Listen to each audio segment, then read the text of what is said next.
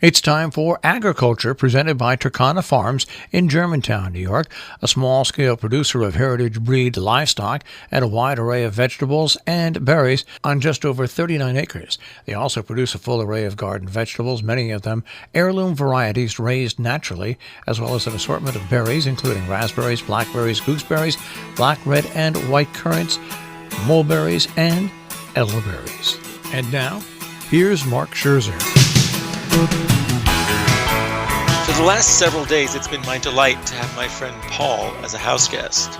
I find myself inviting a small coterie of friends repeatedly for extended stays, not just because I enjoy their company, but also because each one of them contributes to running the household in ways that make my life easier. For those who see life in terms of cost-benefit analysis, the cost and additional effort from having such guests is far more compensated by the benefit of their efforts and companionship while they're here. The last couple of days, while I was chained to my computer doing legal work in the office upstairs, Paul not only cleaned the kitchen, but also devoted himself to the gardens near the house. He mowed the nearby lawn, cleared walkways, chopped back overgrown vines and ferns to uncover imminently blooming hostas, and cut down small mulberries and other invasive trees that have been proliferating in the perennial beds. I'm particularly grateful for these efforts because these areas are the ones I most neglect, their function being ornamental rather than agricultural in nature. Yesterday, as we had lunch on the screened porch, one of my loyal customers arrived to pick up her order of eggs and turnips.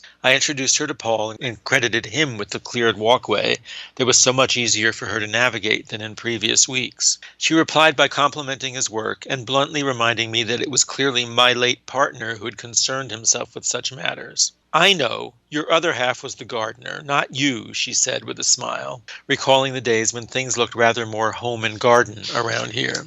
I try to overcome my embarrassment at the state of things by telling myself that the vegetable garden and the berries are as important as the perennial beds. I find them just as beautiful, at least potentially, and equally important. They feed me and produce income. They're part of the point of this project. In the vegetable garden, I weed daily, I plant, I trim, I water, though thankfully spared of the latter task this last rainy week. But even there, keeping up is something of a Sisyphean task.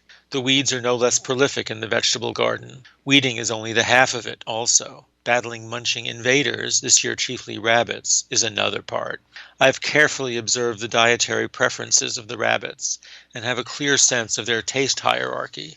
Despairing of patching every hole in the garden perimeter fence through which they've been entering, I've taken to circling each planting bed they eat from, and as I fence off a preferred vegetable food, they turn to the next most flavorful item in their palate.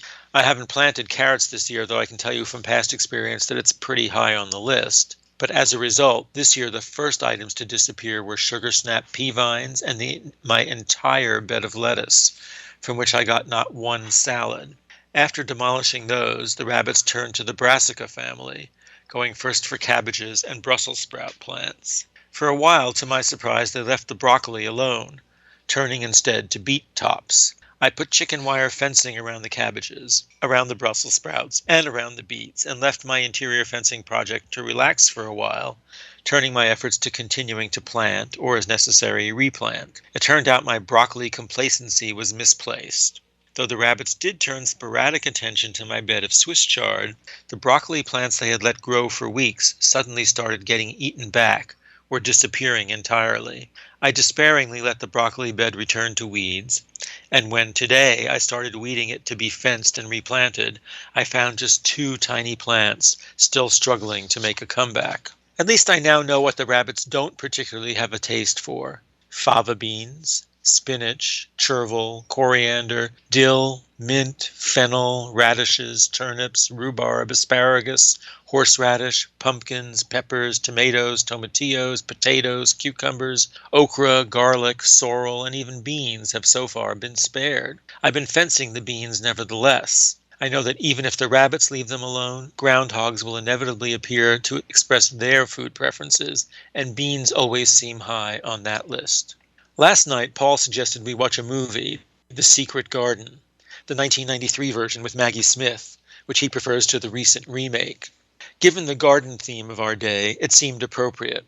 It's a pretty sentimental plot, in which the garden is a key character. A flower garden in an English country estate, the project of the lady of the manor, is locked at her husband's orders when she dies in childbirth. It is only reopened 10 years later by her recently orphaned niece when she is taken into the household. The niece's recovery of the garden also brings to life, from his invalid state, her cousin, the one whose mother died in childbirth, and returns joy and love to the lord of the manor. The garden is in fact the source of life and joy, so the movie tells us. Paul warned me that the depiction of the garden would be unrealistic to any real gardener. The girl unlocks the garden gate, uncovers some daffodil shoots, and throws some seeds around. Presto, a couple of months later there is a spectacular English garden, with no evidence that a vine ever overgrew a bush, or that a weed was ever pulled or needed to be. But it did offer a pleasing prospect, nonetheless. I now think of my perennial garden as a secret garden too.